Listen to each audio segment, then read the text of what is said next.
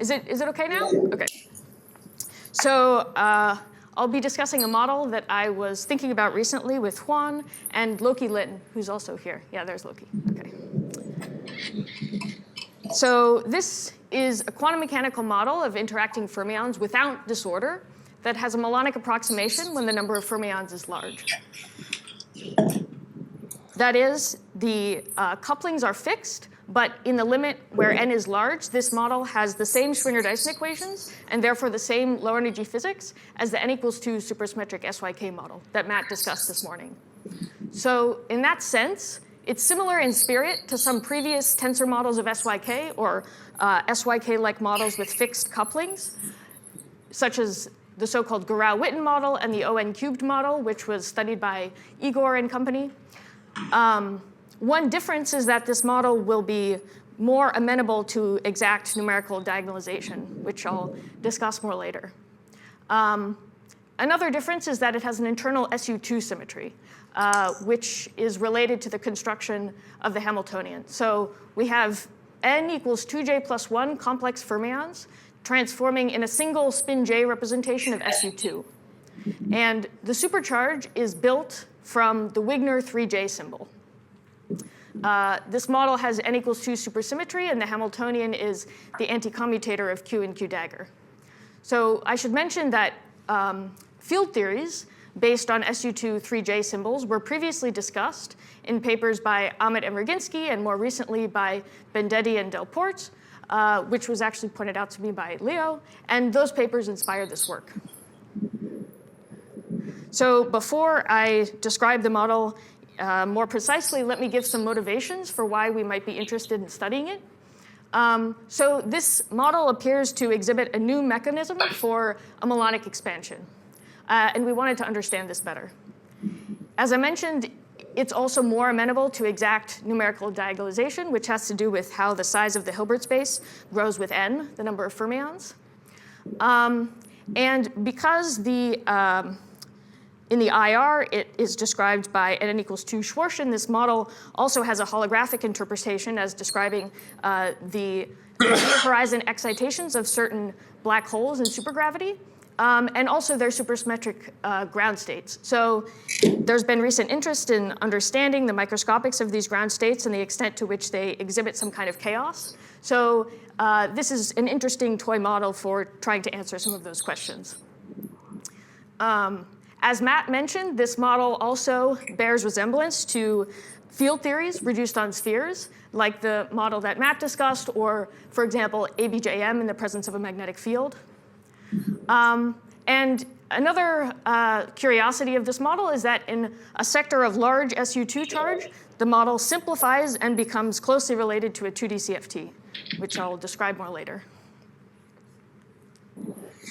This is a very rough outline of what I plan to discuss. So first, I'll define the model more precisely and its basic properties.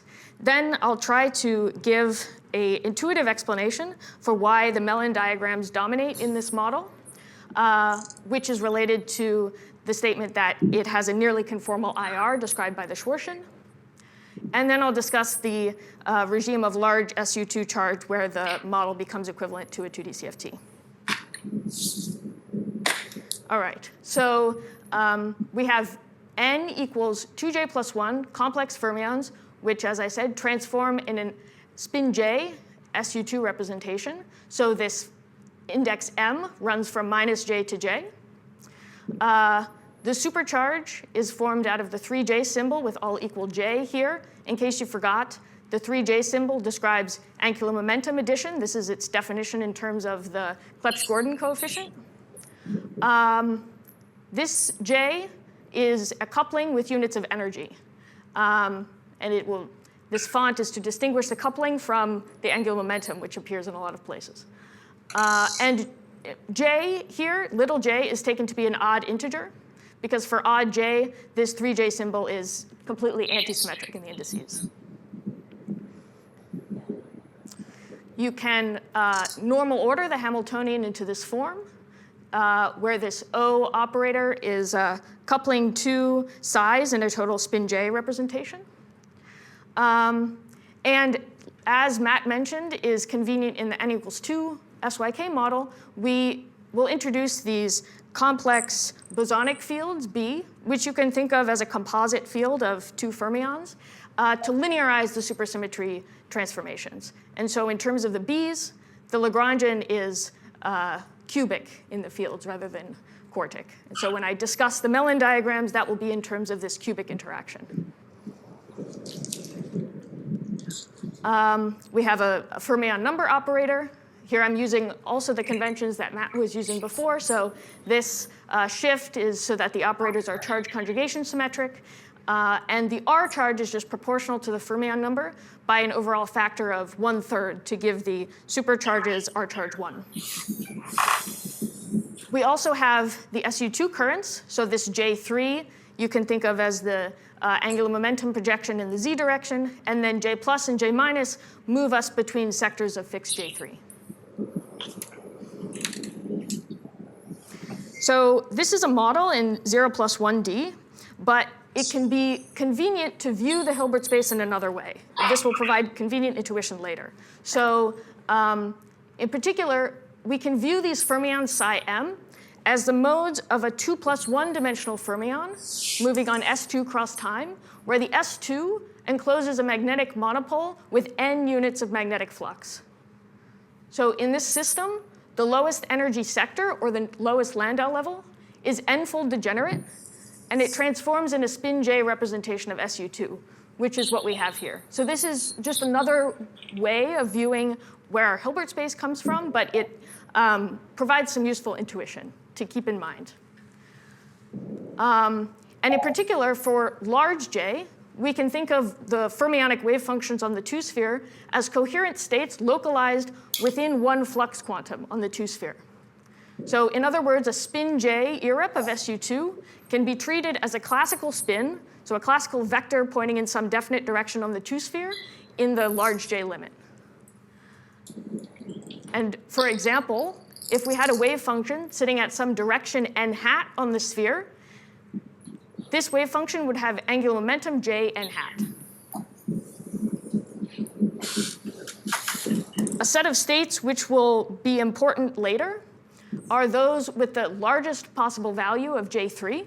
So on the 2-sphere, these would correspond to adding fermions with angular momentum all pointing up as much as possible. Or in other words, filling the whole northern hemisphere.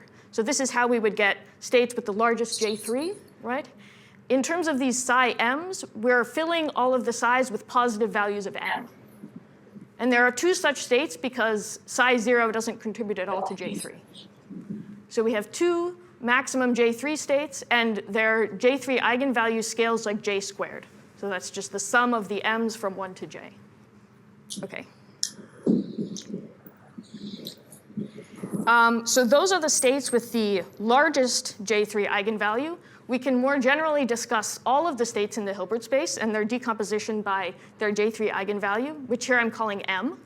I've plotted this distribution for various values of J. This is the exact distribution of all the states in the Hilbert space by their J3 eigenvalue.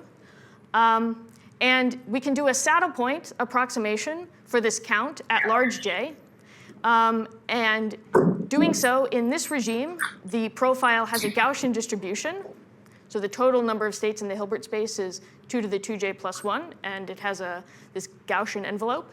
And then near the maximum J3 eigenvalue, the saddle point has this form. So it looks a bit like a Carty-type density of states for a 2D CFT. And that will be explained more later. So far, all I have discussed is the decomposition of the Hilbert space. This is just SU2 group theory. But perhaps more interesting is the decomposition of the BPS states by their J3 eigenvalue. So like n equals 2 SYK, this model has a large degeneracy of supersymmetric ground states or BPS states. And we can use Witten index arguments to count the number of states in count the number of BPS states in each J3 sector. I should be clear that the Witten trace of -1 to the f vanishes in this model like it does in n equals 2 syk, as Matt mentioned. Here I'm discussing some refined Witten indices where we insert fugacity for J3 and for a Z3 subgroup of the U1R symmetry. And then we can get some indices that are non-zero. And that's how we're counting these states. You need the Z3 refinement, or? For some, yeah, I mean, so yeah, to get something non-zero. Yeah. That Z3 refinement, we don't necessarily have a good gravity picture of what that is, at least in the ordinary SYK. So. Yeah.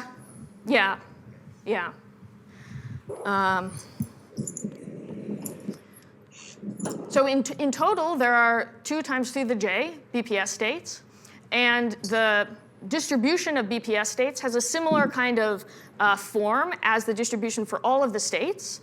Although, of course, there are many fewer total BPS states. So in the regime where J3 is order 1, it again has a sort of Gaussian profile. And then in the regime where we're near the maximum value of J3, we get a Cardy-like expression. Here, I'm just, to more easily maybe compare these saddle point approximation, I'm plotting the log of the degeneracies, both for all of the states and the BPS states against their Gaussian and Cardy approximations. OK, so now I want to try and give an intuitive explanation for why the melon diagrams dominate in this model. Let me take a step back and just explain again why this is something that we should care about. So in some field theories and quantum mechanical models like SYK, a subclass of Feynman diagrams called the melon diagrams have the dominant scaling in n. So here I've drawn some examples of diagrams which we would call melon diagrams in a cubic theory. And having a melonic expansion is desirable because it means that you can sum all of the Feynman diagrams in the large n limit and thereby compute correlation functions at strong coupling, as Matt mentioned. So SYK is one example of a model with a melonic expansion. But this melonic expansion involves doing a disorder average over the coupling. So the couplings are random in some way. And in this model, we have fixed couplings. But the same melon diagrams dominate the Schwinger-Dyson equations in the large n limit, but for a different reason than in SYK, which is what I'm going to explain now. So as I mentioned, in the past, bosonic field theories in higher dimensions with cubic interactions given by the SU2 3J symbols were studied. And there the authors argued that the melon diagrams dominate by using some facts about the large J scaling of certain SU2 invariants, so the 6J, 9J, 12J symbols. And the general asymptotics of these invariants is an open problem. So they didn't prove melonic dominance, but basically they checked that it was true up to a large number of loops. And here we hope to give an alternative, maybe more intuitive argument for why we should expect melonic dominance at all orders. And this involves thinking about the two-sphere picture that I mentioned earlier. So at large J, the 3J symbol enforces classical angular momentum conservation. So in other words, in this limit, the angular momenta of all of the fermions, or these vectors that I called Ni, should sum up to 0. And this equation should hold at any vertex. In particular, because all of these n's have unit norm, this means that they should all have a relative angle of 2 pi over 3. But they can still be rotated inside of the sphere. So with that in mind, let's consider the simplest correction to the propagator.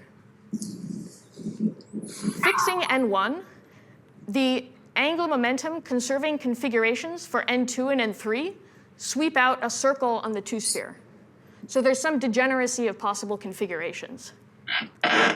And that means that this bubble is enhanced by the total number of states that we sweep out by this rotation. So the total number of states scales like the area of the sphere, or n. So this bubble gives a square root of n enhancement. Okay, so this is an enhancement of this diagram relative to another diagram with the same number of vertices where the arrows cannot be rotated. So just to give an example, let's consider these two corrections to the propagator. The two-sphere has overall rotation invariance, so we can rotate all of the arrows uniformly without generating a new solution. Okay, so let's imagine doing that to fix the first three arrows. So the lines that I've drawn in red, let's imagine that we fix them. If we fix these three, that also fixes these ones over here and these ones over here. So we fix the first three arrows, and then in this left diagram, which is the melonic diagram, we have the freedom to rotate the arrows in this bubble like we just discussed. In this diagram, we don't have the same rotational freedom. So in other words, if you solve the angular momentum constraint equations imposed at each of these vertices, you would find a discrete number of solutions. Whereas in this diagram, you would find a continuum of solutions. Okay, so the conclusion is that this non-melonic diagram is suppressed relative to the melonic one by a factor of square root n. We can now discuss more generally any vacuum diagram. So let's try to count the number of free parameters in a vacuum diagram. Each line in a vacuum diagram corresponds to a point on S2, so that's 2 free parameters. And each vertex imposes 3 constraint equations, because that's an equation with 3 components. Now, angular momentum conservation will automatically be obeyed at the last vertex if it's obeyed at all of the previous ones. This is just something you can check. So we should really subtract 1 from the number of vertex constraints. With this counting, we would find that the total number of free parameters is twice the number of lines minus 3 times the number of vertices. And for vacuum diagrams with cubic vertices, the number of lines and vertices are related by 2L equals 3V. So this equation gives 3. And this 3 is accounted for by the possibility of performing an overall rotation of the arrows. So in conclusion, for a general vacuum diagram, we don't expect any free parameters. The melonic diagrams are an exception to this counting, basically because some of the vertex constraints are redundant. In particular, we get 1 free parameter per pair of vertices. So this is a reason why, in general, we basically expect the melonic diagrams to be enhanced at all orders. Now, because of this melonic expansion, this model has the same Schwinger-Dyson equations as n equals 2 SYK. I should be clear that I'm talking about a situation where I've not inserted any chemical potential for SU2, so we only expect the SU2 correlators to be non-vanishing. And I'm also not discussing a situation where we've added some chemical potential for the U1. And that means that in the IR, this model develops an approximate conformal symmetry with a lower energy action given by the super Schwarzschild that Matt discussed. And this action gives the leading quantum corrections away from the conformal limit. And this, as I mentioned, this is interesting to us because this model has a holographic interpretation as describing the near-horizon excitations of some black holes in supergravity, and it has fixed couplings, and it's solvable at strong coupling. Let me mention that a new feature of this model, compared to n equals 2 SYK, is the global SU2 symmetry. So we would also expect some low action degrees of freedom from this symmetry. Ordinarily, we might expect some sigma model action of this form, where here D is an SU2 group element. This is a type of action that has shown up in other SYK models with internal SU2 symmetries. But this does not appear to be the correct action in our case, because it would raise the energy of modes with non-zero angular momentum. And as we saw before, we have BPS states for all values of the angular momentum.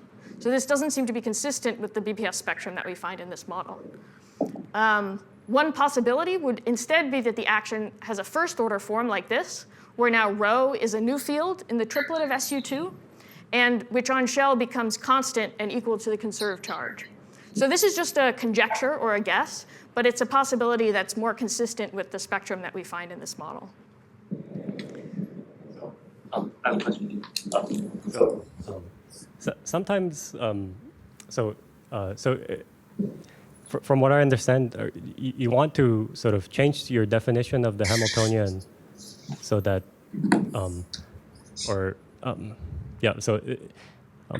so that you are able to account for, so that, like, sorry, I need to formulate my sentence better. Yeah. You would not want to consider the action which would raise the energy of modes with non-zero angular momentum. Sometimes one can account for that by twisting the time dependence of the field that you have in the action. This G? Yeah. So you sometimes that amounts to sort of changing your Hamiltonian by an additional term proportional to angular momentum. So if G has an angular momentum, then you can redefine your Hamiltonian by changing the time dependence of G in a way that's where the G would acquire a phase that's proportional to the angular momentum. Anyway, so it was just a comment to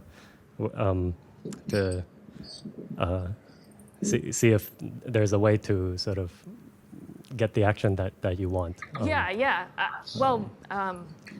Maybe I can ask you more about it later. We didn't, basically, you could, in principle, you could try to derive this by diagonalizing the ladder kernel in the appropriate channel, but we just didn't do this. And so I wanted to comment that we have sort of a guess for what it might look like, but maybe there's other possibilities. Yeah, it would be great to talk about that. Thanks. Sorry, one question. You just mentioned the ladder kernel. So do I understand correctly that like the usual SYK, if you try to compute the 4-point function, then the ladder diagrams dominate in this model? Yeah, right. If you compute it in the same sector as you did in n equals 2 SYK, the ladder diagrams, I mean, the Schwinger-Dyson equations are the same. But yeah, I understand. The ladder diagrams, we also check that they dominate. Yeah, because Schwinger-Dyson is not exactly the same as ladder dominance, yeah, it's not enough. Yeah. Yeah, we also computed the conformal dimensions. Yeah, so there are some operators in this model that have non-trivial SU2 quantum numbers, which did not appear in n equals 2 SYK, and you can also compute their conformal dimensions, which we did, but I wasn't planning to discuss that. Yeah.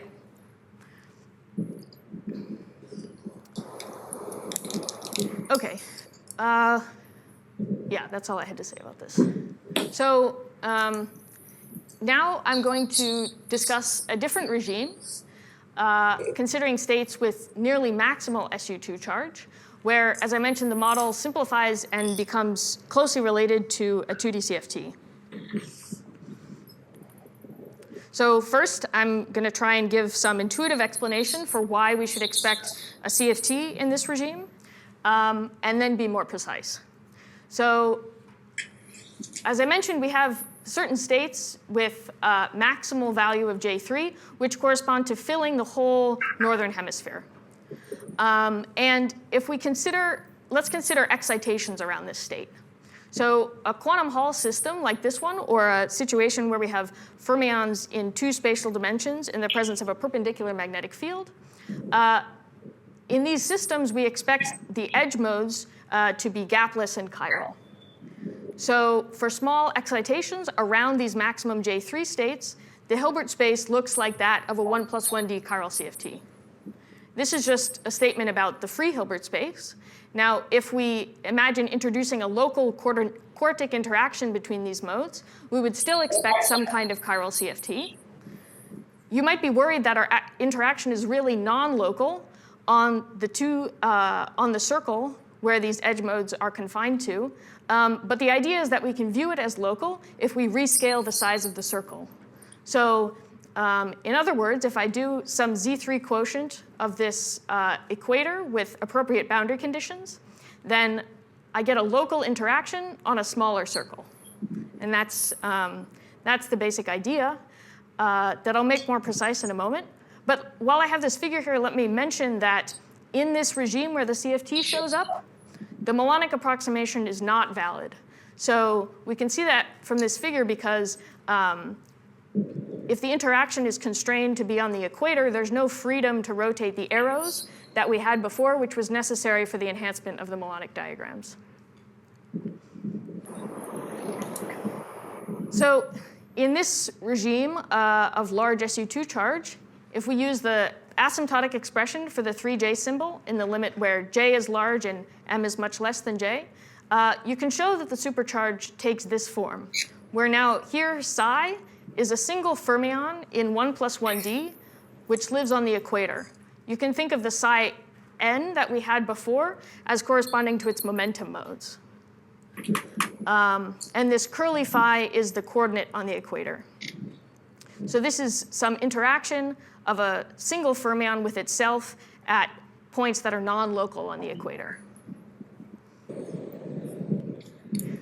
We could continue to describe the CFT in terms of this fermion psi, but it will turn out to be more convenient if we bosonize the fermion. So if we write psi as e to the I phi, and then the supercharge takes this form, where this sum is now moved to the exponential. And this is simpler because now the supercharge only depends on the momentum modes of phi, which are integer multiples of 3. So in other words, if I take this linear combination of phi and expand it in momentum modes, I will only get multiples of 3. So the only momentum modes are 0 mod 3. And this looks like a regular bosonic field if I now rescale the size of the circle. So here, phi tilde is 3 phi. And let me call this boson on the smaller circle phi z. Okay, so now our supercharge is just the exponential of phi z. If we now compute the Hamiltonian in terms of this expression for the supercharge, we find that it's just given by the Hamiltonian for the free field phi z. And this is expected if you know that the supercurrent, the expression for the supercurrent at the n equals 2 superconformal point of the CFT of a single boson takes this form. And for the CFT of a free boson, the stress tensor is just d phi squared, and the U1 current is proportional to the derivative of phi. Sorry, I missed how did the localization on the equator happen? Right. You mean, yeah, so we started from this interaction which looks sort of non-local on the equator. Mm-hmm. And when we rewrite this in terms of a bosonic mode, so the key was rescaling basically the size of the circle in this step. I changed variables from phi to phi tilde, which are related by a factor of 3. Yeah, I missed something earlier, that's in the earlier step. So how did the fermion localize on the equator? Yeah, in terms of the fermions, I didn't explain how you would see that the fermions are local. So if you wanted to describe the CFT in terms of the fermions, you could expand also the fermions in momentum modes and define basically 3 different flavors of fermions, depending on whether they are 0, 1, or 2 mod 3. And now when you think of these 3 fermions, you basically have a supercharge which looks like psi 1, psi 2, psi 3 on a smaller circle when you then rescale the size of the circle, which is also known to furnish a representation of the n equals 2 superconformal algebra. So these would be fermions with some twisted boundary conditions when you go around the circle, which is what we did originally, and then realized that it would be simpler to work in terms of the bosons. Yeah. What breaks chiral symmetry? What breaks? Why is it chiral? Why isn't the one that goes the other way just as good? Yeah, I mean, I guess the quantum Hall intuition would say that you should get a chiral edge mode. Yeah, but there you have a B field that's pseudo. Okay. So. Yeah, I mean, we sort of effectively have a B field coming from the representation that we're considering.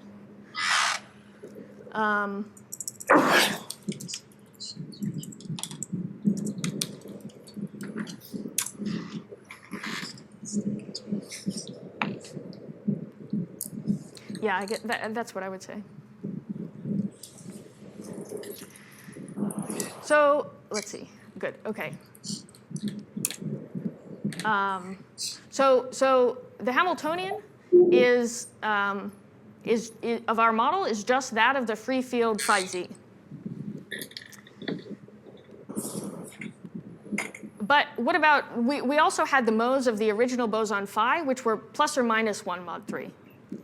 So let me write the original boson phi as the sum of 3 contributions, phi z, which were the modes that are 0 mod 3, and phi plus and phi minus, which are the modes of phi which are plus or minus 1 mod 3. When we move to the smaller circle, this phi z will be periodic, but the phi plus and phi minus will have twisted boundary conditions when we move around the circle. And the point I want to make is that phi plus and phi minus don't show up in the supercharge or in the Hamiltonian, so they do not contribute to the physical energy of the model, which only depends on phi z. But they do contribute to J3. So to be precise, the expression for J3 max minus J3 is the sum of the kinetic terms for all of these 3 bosonic fields. To see why this is the case, recall that the expression for J3 is basically the kinetic term for the 1 plus 1d boson, which then when we bosonize becomes the kinetic term for the boson on the larger circle, which is in turn decomposed as the kinetic terms for these 3 bosons on the smaller circle. So the point is that phi plus and phi minus do change J3, their excitations change J3, but they don't change the energy. In other words, the Hilbert space is a tensor product of Hz, which describes the oscillator modes of phi z, and H plus and H minus, which describe the oscillator modes of phi plus and phi minus. So we can view this Hilbert space in the CFT approximation as 2 decoupled chiral CFTs. And this description gives a very simple description of the entire spectrum in this regime, but in particular, a very simple description of the BPS states in this limit. And that's basically because phi plus and phi minus, they don't contribute at all to the energy. So we can act on them and generate new BPS states. Now, the states with J3 equal to J3 max, I didn't mention this, but they're always BPS. So if you recall, the distribution of BPS states extended all the way to the maximum value of J3. And the states with that maximum value are in particular BPS.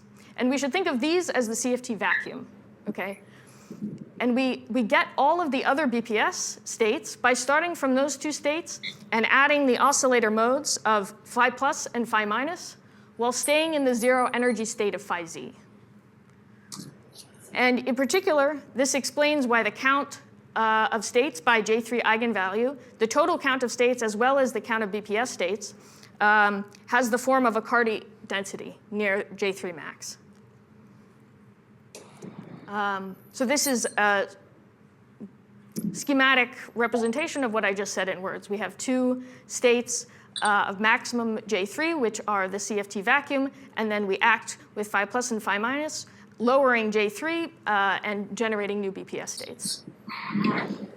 So in particular, the partition function, which counts the BPS states, is just the partition function of a free boson where we've only kept the modes, which are plus or minus 1 mod 3.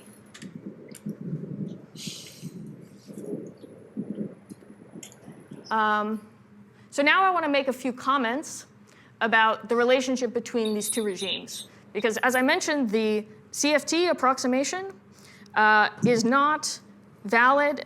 The melonic approximation is not valid in the CFT regime. But they have some curious commonalities. So for one example, the CFT predicts a lowest energy for the lowest energy state in a given R charge sector, which is given by this expression here. So these are states with no oscillator modes of phi z, but some momentum and winding. And the Schwarzschild separately predicts a gap between the BPS and non-BPS states, which is given by this expression. And these two expressions they don't need to agree, and they are different in detail, but we notice that they both scale as 1 over n. So the energy scale is 1 over n, and they're quadratic in R for large R. Another commonality is that if we consider the Carty density of BPS states and naively extrapolate this to the regime where J3 is order 1, we get something that is linear in J in the exponent, which is the correct J dependence when we compare to the true answer.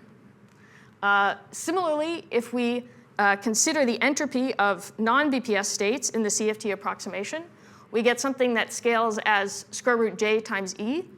And this is the correct J and E dependence that we would get from the Schwarzschild approximation to the near extremal entropy. An important difference between these two regimes is that the non-BPS states are highly degenerate in the CFT approximation. So this is because for any state of phi z, I can tensor in modes of phi plus and phi minus without changing the energy. But in the Schwarzschild description, they should form an approximate continuum. So to illustrate this, I'm showing some results of the exact diagonalization, also just to emphasize that we really can do that in this model.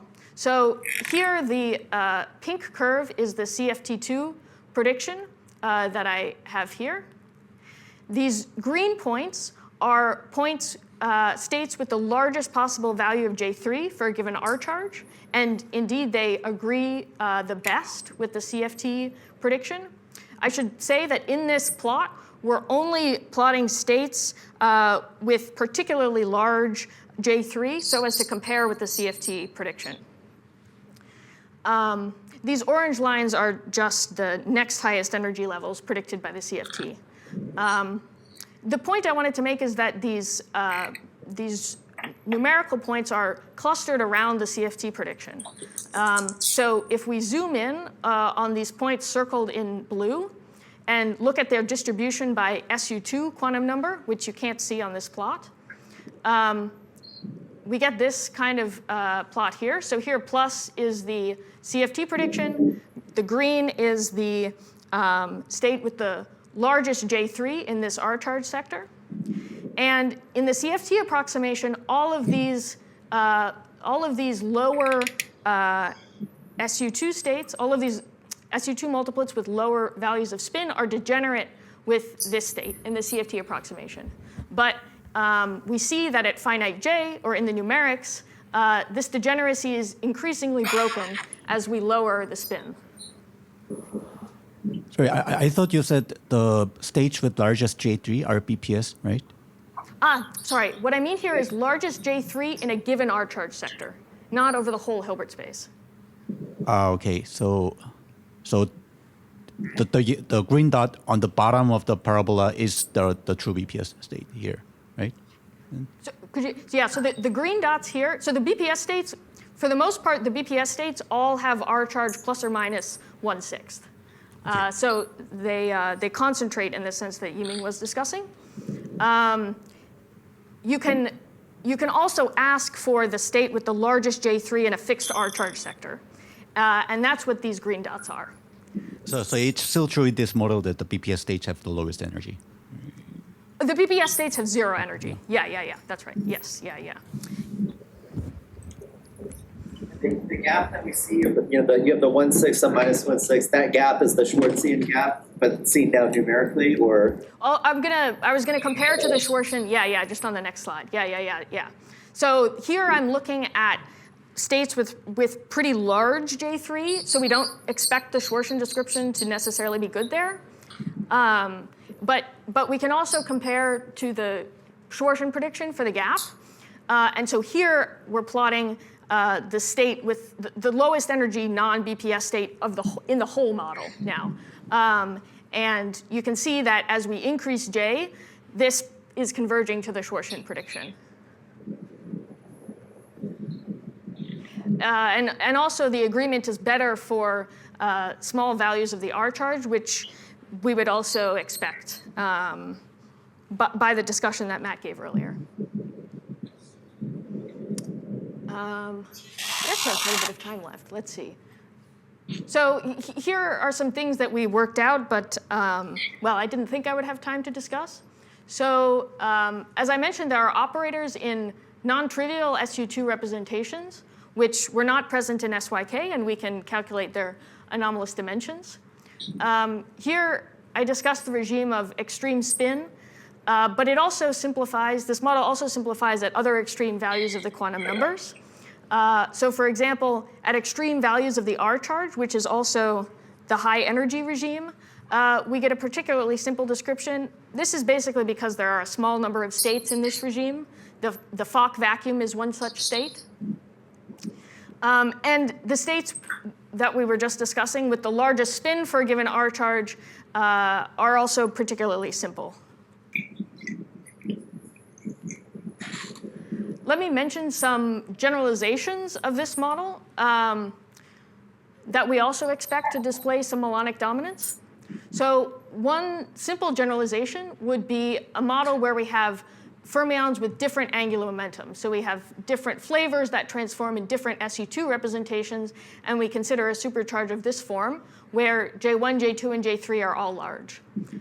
It's important here that these J's are not coming close to saturating the triangle inequality. Otherwise, we would not have the enhancement for the melon diagrams that we discussed before.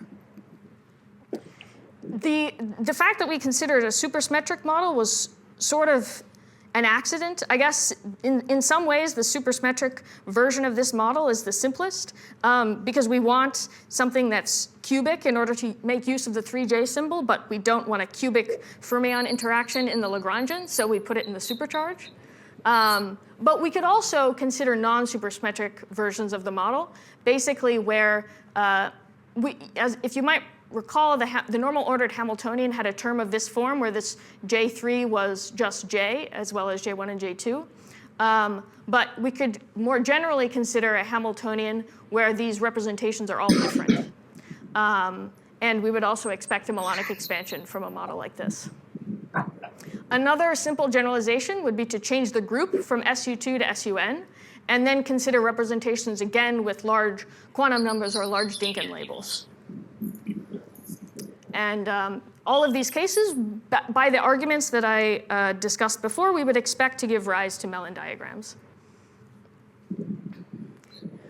Other future directions would be the following. So as I mentioned, we have a very explicit description for the BPS states in a solvable corner of the theory where the melon approximation is valid, but we don't have an explicit description for most of the BPS states, which occur when J3 is order 1. And that's where the Schwarzschild approximation is valid. So that's the states that we would want to give some kind of black hole microstate interpretation to. Those are the states that we expect to be chaotic in some sense.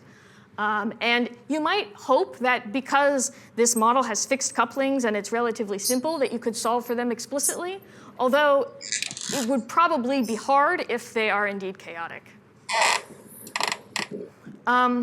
Another direction is basically that this model exhibits some mechanism for melonic dominance that you might be tempted to use to solve other theories that we care about, such as something like the theory that Matt mentioned, or ABJM in a magnetic field like Benini and collaborators studied, or some other model.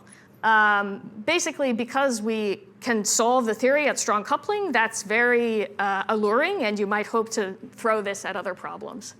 One issue is basically that the interaction we have is non-local on the two-sphere, so sometimes it's hard to imagine how you would get something non-local starting from a local field theory. That's sort of the initial problem that I've run into anyway. That's all I have to say, so thanks for your attention.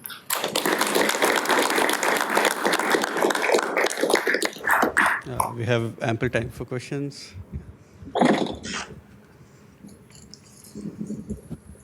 In the last slide where you said you don't have a description for the BPS state, were you talking about large N limit?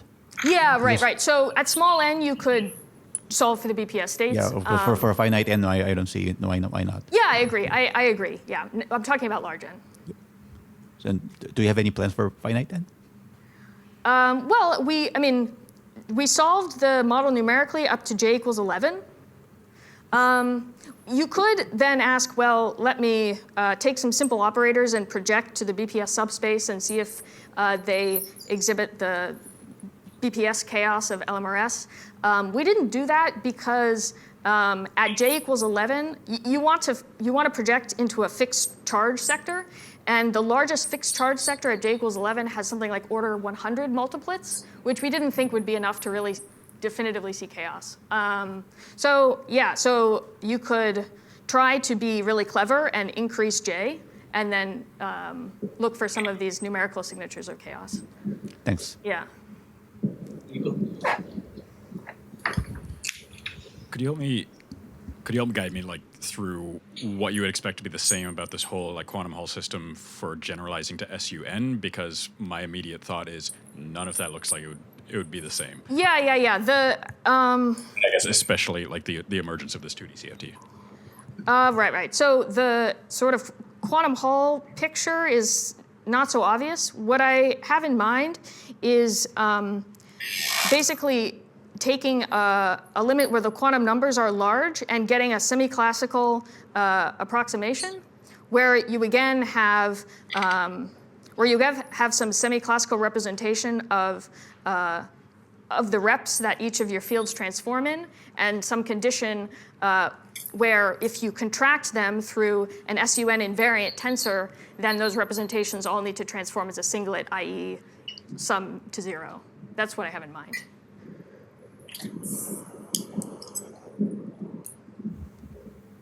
Any further question?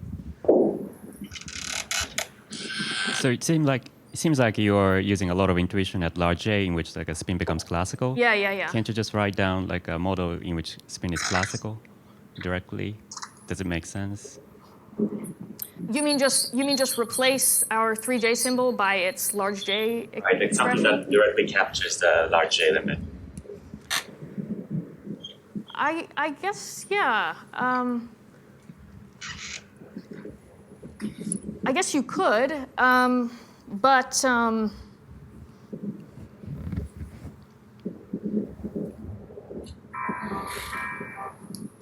yeah, I guess intuitively I would want to think of finite J as some quantum corrections, and that wouldn't be necessarily present in a model like that. It's yeah. Right.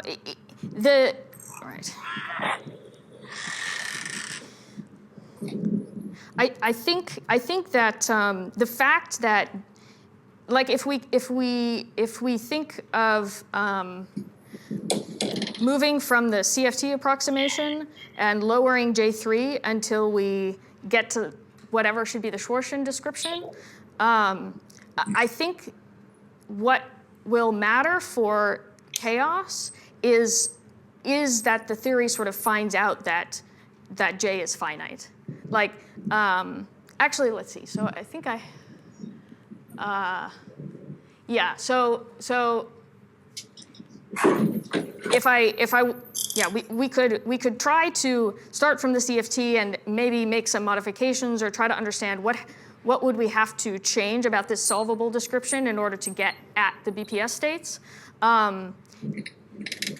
From the CFT perspective, so this is the partition function for the BPS states in the CFT regime, which you might think of as infinite J. It can also be expressed in this form. We have index arguments that allows us to count the BPS states at finite J. So, and that difference is just changing this infinity to J. And then, there's some point at which, as you lower J3 enough, the count of states becomes J dependent. You would need to account for that in order to sort of get at the BPS states in the regime where the Schwarzschild is valid, because that's sort of where the CFT, when you start removing fermions from those largest J3 states, that's sort of where the CFT starts, that's when it realizes that this Fermi sea is not infinitely deep. It reaches the bottom. And that's where these partition functions start to differ. So I feel somehow that finite, having J, I mean, we want to take it large but finite. I feel that's important for the discussion of black hole microstates and fortuity and understanding their sort of finite end properties. Yeah. Hong? Yeah. So seems like there's also a 2+1 field, 2+1 dimensional description of your theory. Does that offer some advantage in some regime? Yeah, I mean, I guess any problem that you might want to solve in terms of the original fermions, you could instead try to solve in terms of fermions on the two-sphere. So for example, I was trying for a little while to solve the BPS conditions as wave functions on the two-sphere, thinking maybe they look like some kind of Laughlin state, or I think it provides an advantage in that you can use intuition in 2+1D. Although the problem, so people sometimes call this Hilbert space the fuzzy sphere. And from the fuzzy sphere perspective, I think the problem is that our interaction is very non-local. It doesn't look like something you would actually want to study from a condensed matter perspective. So yeah, maybe. I mean, it has provided us useful intuition, I guess. Right. Sometimes people can use this non-commutative field theory to study it, right, for this kind of a quantum Hall system. Yeah. Yeah, I don't know. It would be nice to solve it completely.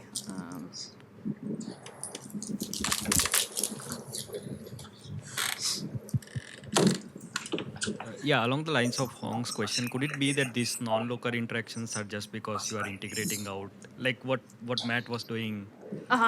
He was integrating out these higher KK fields or something. Yeah. I mean, maybe you hope that if you integrate something out, you get something non-local. The most naive, I guess, if you do the most naive thing, then the type of interaction that you get has the form JJ2J so the 3J symbol. The 3J symbol in the supercharge, these representations are JJ2J. And that doesn't work because it saturates the triangle inequality. So I have, like on the two-sphere, everything is essentially local. My arrows always, I have one which is twice the length, and then the other two need to be directly opposite. So there's no sort of degeneracy of configurations. Sorry, but I guess these fermions are just coming from lowest Landau levels, right? Right. So if your field theory had, naively your field theory will have higher levels and you are integrating them out. So that's why you are seeing this non-local. Yeah, that's why I mentioned ABJM. In a magnetic field where that's really a lowest Landau level problem. It seems maybe naively more related to what we're doing. Okay. So yeah, I hope something like that would work. Thank you. Any further questions?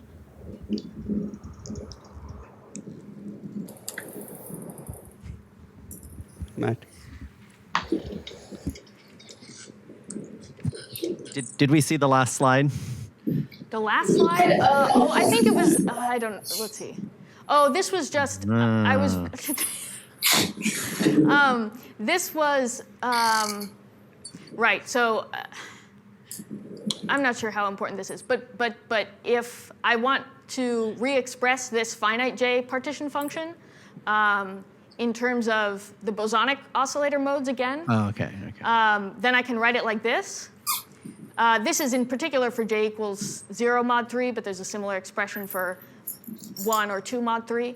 I think I put this here because I was expecting some kind of question about giant gravitons, blah, blah, blah. So can you comment on the relation to the giant graviton extension? All I was going to say is that the difference between this and the sort of infinite J partition function is that, we get the same counts up to basically J3 of order J, and then this numerator starts to decrease the count relative to Z infinity, and this looks a little bit like a ghost partition function. So these are wrong sign modes that are lowering the count relative to the CFT prediction. I'm actually glad I asked. Any further questions? If not, we'll thank Anna again and.